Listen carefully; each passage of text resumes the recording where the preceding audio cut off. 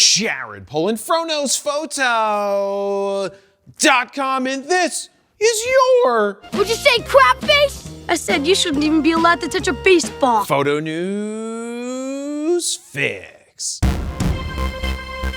This fix is brought to you by Storyblocks, which has been an invaluable asset for us for well over 10 years at this point. 10 years! Storyblocks gives you unlimited access to royalty-free photos, videos, music, sound effects, vectors, motion backgrounds, and so much more for one subscription cost, which means you never pay per clip. On top of that, there's a Storyblocks plugin for Adobe Premiere Pro that allows you to search all of Storyblocks right from Premiere, and that is going to save you a lot of time. And if you're a DaVinci Resolve user, there are now templates available in your Storyblocks library. We pretty much use something from Storyblocks in every single video that we make. In fact, in honor of spring training starting, here's a random baseball player throwing a ball. To sign up for Storyblocks or to learn more, head on over to storyblocks.com/fro. First up, it looks like Zeiss is getting back into the lens game, and I honestly had no idea that they got out of it in the first place. I didn't either. According to Sony Alpha rumors and Canon rumors, these lenses will be for E-mount, RF mount, and Z-mount. Sorry, L-mount people, it doesn't seem like there's any love for you. Get it? Love? L? Losers?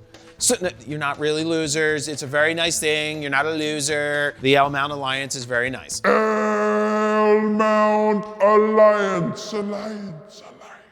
Sony Alpha Rumors shared a leaked screenshot of a website from a UK store that shows the Zeiss Otis 51.4E, RF, and Z, as well as an 85 1.4 version for all three mounts. Now keep in mind, all of these lenses are manual focus, which means they're overpriced. He did not just...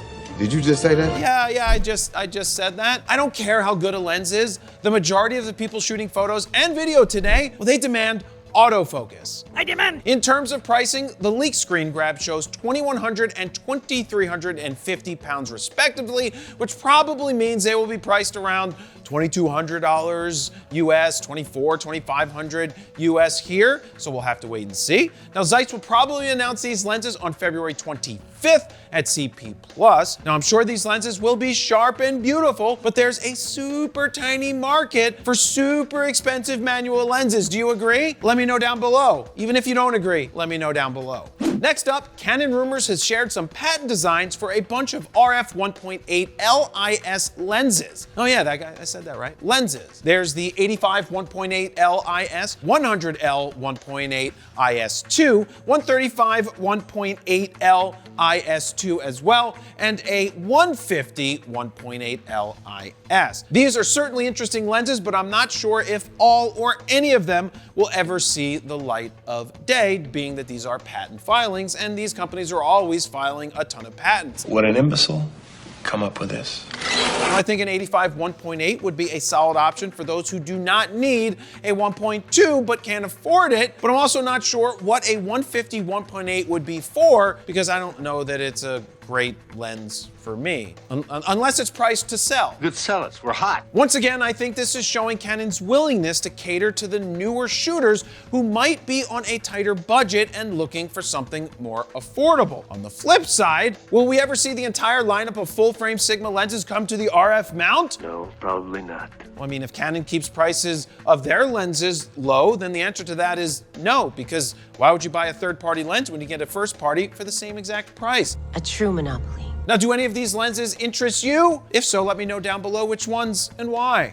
And finally, Canon has hit us with a new camera. In fact, it's a start of an entirely new line. Excite. This is the Canon PowerShot V1, and yep, that's right, it is a point and shoot, and the V stands for vlogging and video and vendetta. And I mean vendetta. Vendetta. Damn it. This new camera, as of now, is only being announced in Asian countries.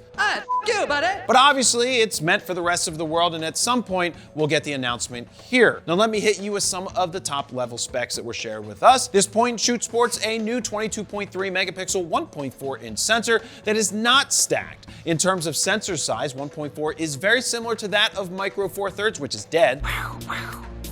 but it's in 2:3 aspect ratio, so it's better. It's slightly smaller than APS-C, but a hell of a lot larger than a cell phone sensor. For comparison, Sony's ZV-1 has a smaller 1-inch sensor. The V1 sports a Digic X processor with dual-pixel AF2, with AF inherited from the Canon R6 Mark II. There's IAF for animals and people, and that's probably thanks to the Digic X processor. Now, in terms of the lens, it has a built-in 16-50 full-frame equivalent image stabilized lens, which is important for when you're playing, look at me, I'm an influencer, I'm so cool. No, really, I'm an influencer. There's a vari-angle touchscreen, headphone jack, digital hot shoe, and no EVF, which still pisses me off. But when you're playing, look at me, an EVF is useless anyway. The V1 will be, but that still doesn't mean I don't want an EVF. Don't mistake that, okay? I'm not letting them off the hook for that one. No mercy. The V1 will be able to capture full-width 4K oversampled video from 5.7K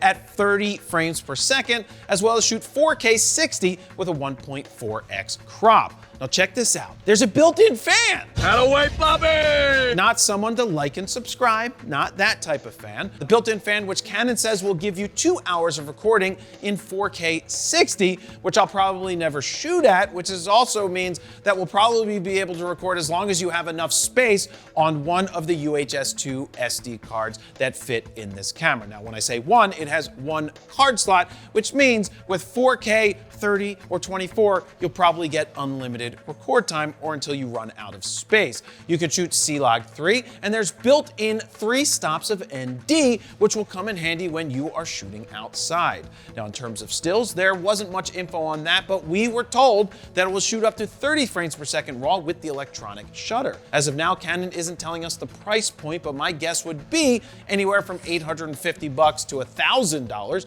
depending on a couple of things. What do you think about this point and shoot? Let me know down below what you think it's gonna cost. There you have it. That's your photo news fix this time around. Thank you very much for watching. Jared Polin, PhotoNewsPhoto.com. See ya.